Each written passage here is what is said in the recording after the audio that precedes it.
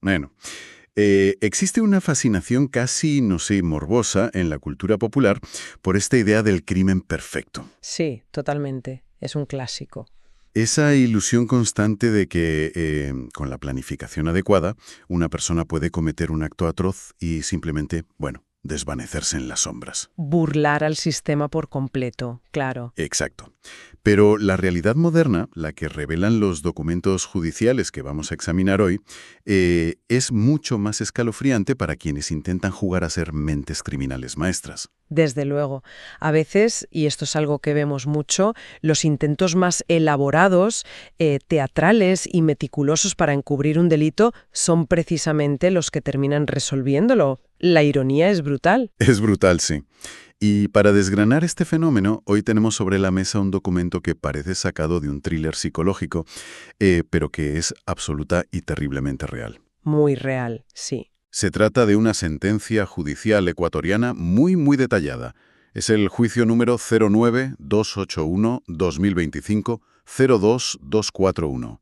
Emitida hace poquísimo. Exacto, el 23 de febrero de 2026, por el Tribunal de Garantías Penales con sede en el Cantón Guayaquil. Y el objetivo, a ver, al analizar este expediente hoy no es simplemente relatar la crónica de un homicidio.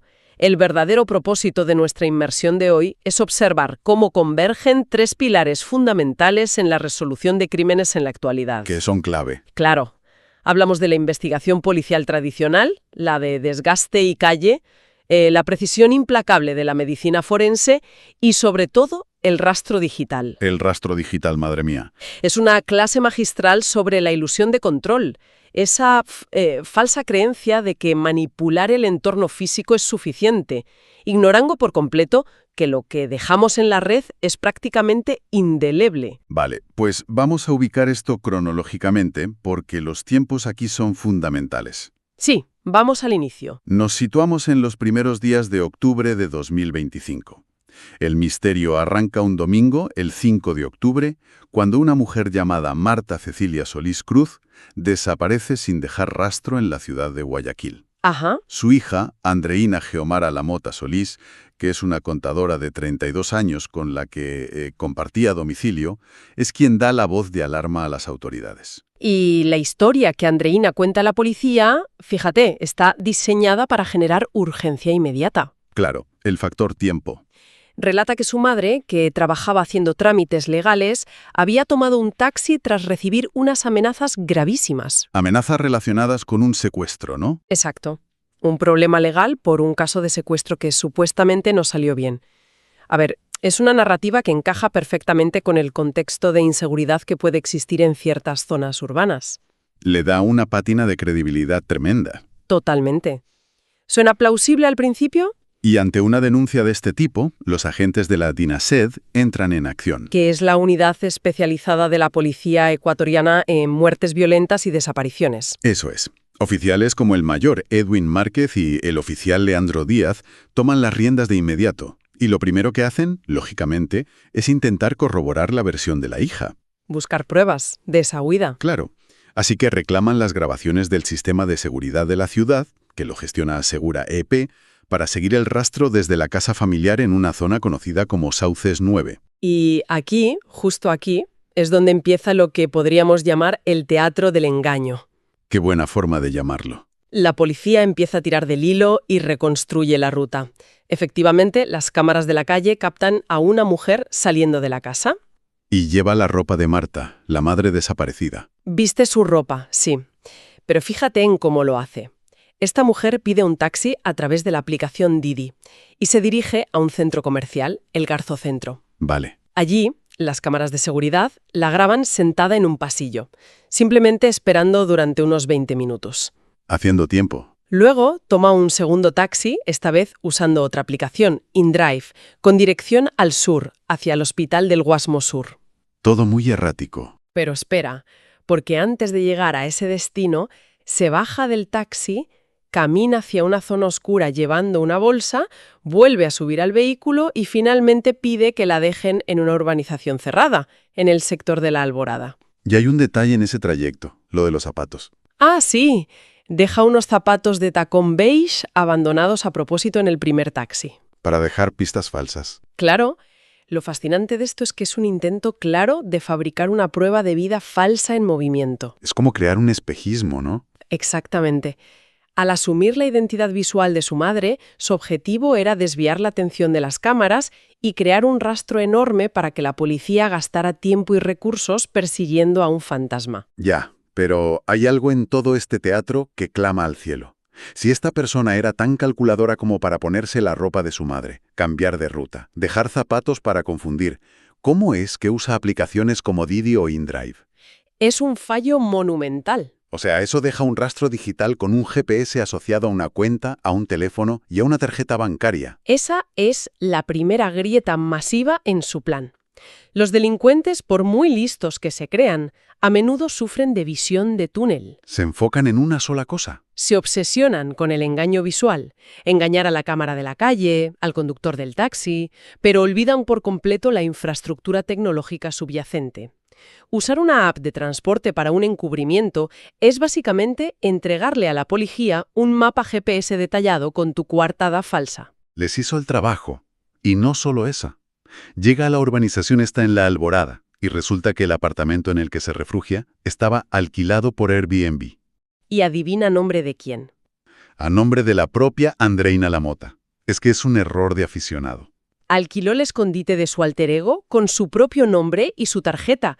Es el contraste perfecto entre la premeditación macabra y la torpeza digital más absoluta. Y es gracias a este rastro tan evidente que la policía llega muy rápido a esa organización. Consiguen los vídeos de seguridad privados del complejo y dan un paso que lo cambia todo. Llaman al padre. Llaman al exmarido de la víctima y padre de Andreina, a Luis Gustavo Lamota Mora. Le sientan frente a una pantalla. Le muestran las imágenes de esta mujer caminando por la calle tras bajarse del último taxi, ya en la urbanización. Y la reacción del padre desmorona la coartada de un plumazo. No duda ni un segundo. Ni uno. Al ver a la mujer, afirma de forma categórica. Dice, esa no es mi mujer, esa es mi hija. Esa identificación visual por parte de un familiar directo lo cambia todo. Destruye la narrativa del secuestro o la huida por amenazas instantáneamente. Claro, la policía inmediatamente va a por Andreina y la confrontan en sus propias oficinas. Y la reacción de ella en ese momento es un caso de estudio en psicología criminal. Porque no se viene abajo, ni confiesa llorando, nada de eso. ¿Qué va? Adapta su mentira sobre la marcha, cambia su historia y admite que, vale, la persona del último vídeo en La Alborada es ella, pero sigue insistiendo en que la mujer que se subió al primer taxi en Sauces 9 sí era su madre. O sea, se inventa un cambio de roles a mitad de camino. Sí, su nueva versión es que todo es una farsa planeada entre las dos, que está ayudando a su madre a esconderse porque, atención, le exigen la devolución de $15.000 por una deuda a una persona que está en prisión. Otra historia de película. Es un intento desesperado por mantener el control de la narrativa.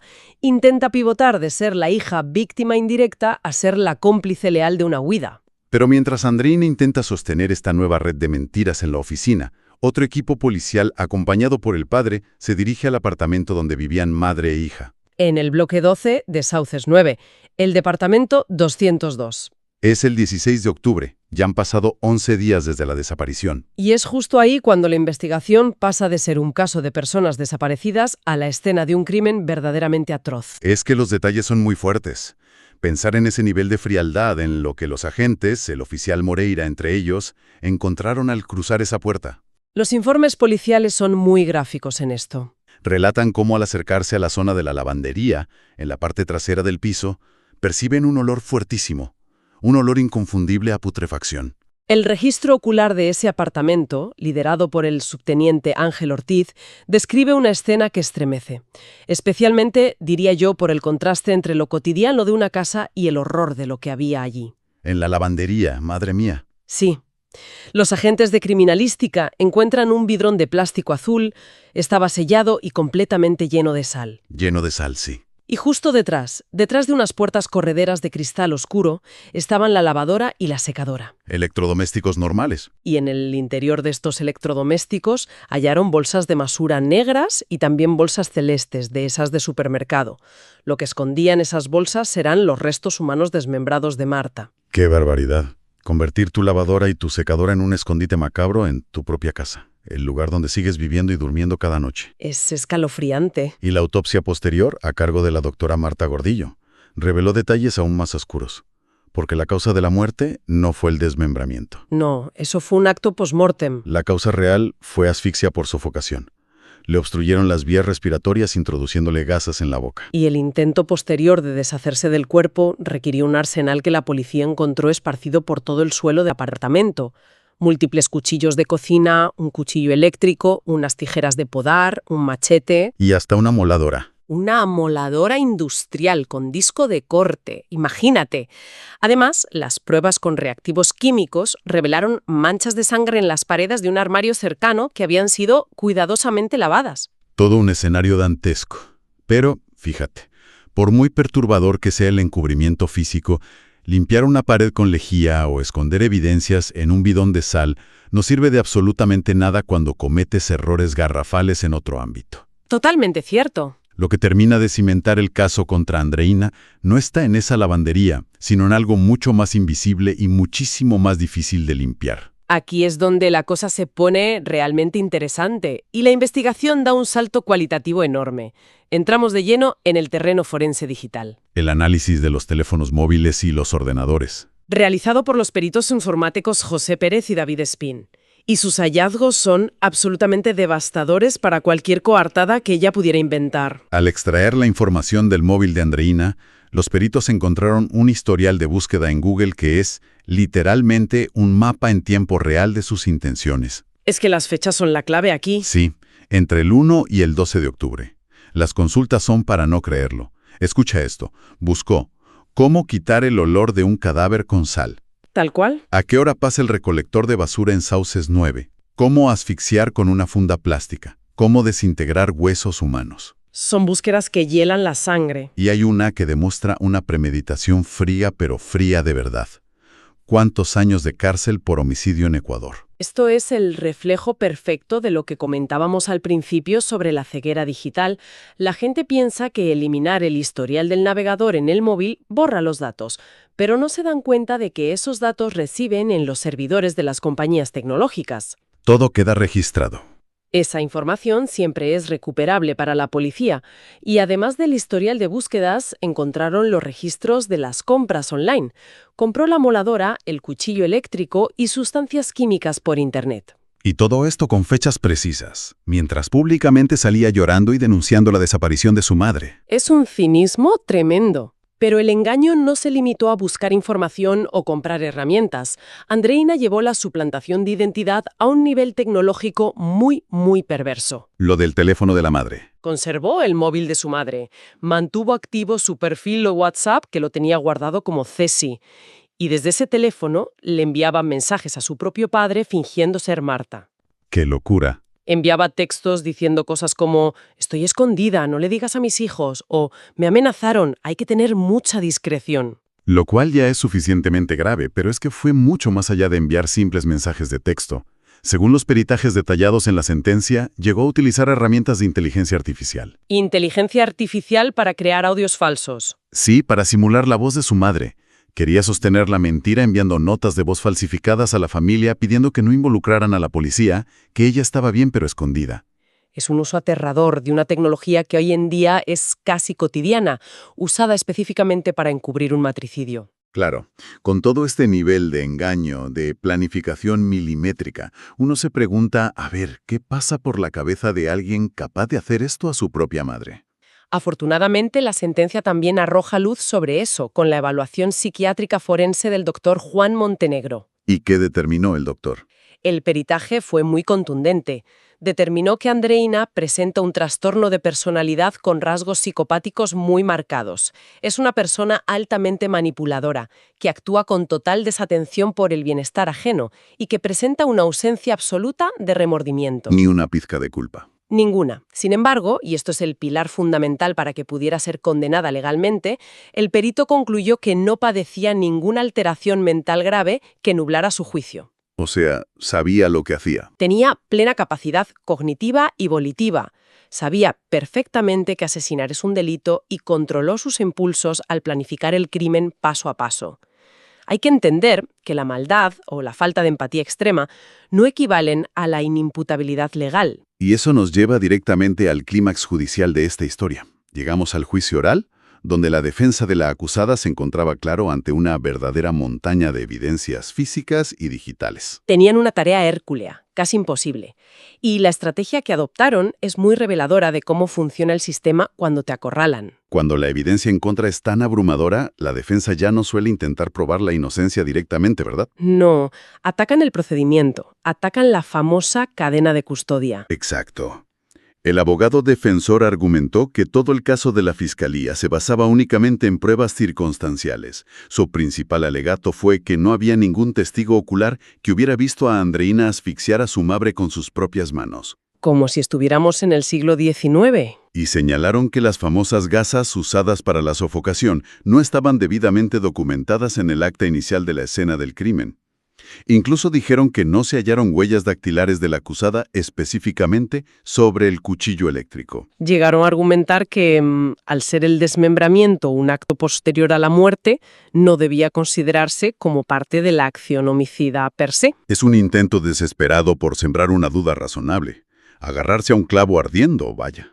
La carga de la prueba, la certeza jurídica no requiere de una confesión grabada ni de un testigo ocular del momento exacto de la muerte. Claro, esto es el famoso efecto de las series de televisión, donde a veces parece que para quienes nos escuchan, o para la sociedad en general, si no hay un vídeo en 4K del asesinato y una confesión firmada ante notario, no hay caso. Totalmente. Pero la jurisprudencia actual establece que la prueba circunstancial, cuando es múltiple, concordante, lógica y apunta en una única dirección sin dejar espacio a ninguna otra explicación racional, adquiere el valor de prueba plena. Es como hacer una trenza, ¿no? Exacto. Piensa en ello como si fueran las hebras de una cuerda. Una sola prueba, digamos el alquiler del Airbnb a su nombre, puede ser débil por sí sola. Podría decir que se lo alquiló a un amigo. Vale. Pero si trenzas eso con las búsquedas en Google sobre disolver cadáveres, el hallazgo del cuerpo en el apartamento cerrado desde dentro, la simulación de la voz por IA y las facturas de compra de las sierras eléctricas, la cuerda se vuelve irrompible. Y el tribunal lo vio con esta misma claridad. Consideraron que esta convergencia de evidencias demostraba sin lugar a dudas que hubo dolo. Voluntad consciente y deliberada de matar. Además, confirmaron la existencia de circunstancias agravantes de extrema gravedad. Así es, el tribunal determinó que hubo alevosía, ya que colocó a su madre en una situación de total indefensión en su propio hogar, un lugar donde cualquier persona espera estar segura. Y ensañamiento. Sufrimiento psicológico de su padre y su hermano enviando esos mensajes falsos. La decisión de los jueces fue unánime y la condena implacable. El Tribunal de Garantías Penales declaró a Andreina culpable de asesinato en calidad de autora directa, bajo el artículo 140 del Código Penal ecuatoriano. Y la pena fue ejemplar. Se le impuso la pena máxima contemplada en la legislación para este delito agravado, que son 40 años de prisión inamovibles. Pero las repercusiones económicas también fueron severas. Para asegurar que el castigo abarque todas las esferas posibles, se le impuso una multa de 2.000 salarios básicos unificados. Que para ponernos en perspectiva en la economía local equivale a una suma astronómica, superior a los $900.000. Es una sanción diseñada para ser absolutamente ruinosa, dejar a la persona embargada de por vida. Además de fijar el pago de una reparación integral de $50.000 a favor de su padre y su hermano, que al final son las otras víctimas de todo este engaño infernal. Es un cierre judicial rotundo, sin paliativos. Sí, al examinar a fondo este caso, queda clarísimo cómo la arrogancia de creer poder burlar al sistema mediante un teatro físico fue completamente aplastada por la frialdad irrefutable del rastro de datos. Lo físico contra lo digital. Toda esa parafernalia de ropa prestada, los taxis de ida y vuelta, las aplicaciones de transporte y los escondites en el mundo real, se vino abajo porque lo que intentó ocultar desesperadamente en un bidón de sal en su lavandería, lo dejó expuesto a plena vista en los inmensos servidores de Google y en los registros de la nube de WhatsApp. Es el gran talón de Aquiles del criminal contemporáneo. El rastro de datos no miente. Y esto nos deja una reflexión final muy importante sobre el futuro inmediato, algo para que la audiencia le dé vueltas. Cuéntame. En este caso particular, vimos cómo la acusada utilizó tecnología de clonación de voz por inteligencia artificial para ganar tiempo, simular que la víctima seguía con vida enviando audios al padre. Un detalle verdaderamente espeluznante. Lo es. Y pensando a futuro, estamos entrando en una etapa donde la creación de voces sintéticas y vídeos deepfakes avanza a una velocidad vertiginosa, Cada día son mejores. volviéndose casi indistinguibles de la realidad visual y auditiva. La pregunta que queda flotando es la siguiente. A medida que estas herramientas se democraticen y se perfeccionen aún más, ¿cómo tendrán que evolucionar los sistemas de justicia, los peritos forenses y las leyes de evidencia? Para no quedarse atrás. Claro, para poder diferenciar de manera irrefutable a un ser humano vivo de un fantasma digital creado a medida por quien le quitó la vida. Es un reto monumental para la criminología de la próxima década. Es una reflexión que da escalofríos, la verdad, y que sin duda va a marcar el rumbo de las investigaciones venideras. Veremos cómo se adapta la justicia a esta nueva era. Con esta gran incógnita, damos por concluido nuestro análisis a fondo de hoy. Ha sido un caso denso, pero muy revelador. Ha sido un recorrido intenso por los claroscuros de la mente humana y la prueba palpable de que la tecnología registra mucho más de lo que creemos. Muchas gracias por acompañarnos en este escrutinio forense a quienes nos escuchan. Hasta la próxima. Y es vital recordar esto. Siempre hay que cuestionar la información que nos rodea, especialmente cuando proviene de este complejo y a veces engañoso mundo digital. Un saludo. El contenido de este video ha sido creado con fines académicos por el abogado Paul Piray. Si necesitas conocer más sobre este tema, no dudes en escribirnos.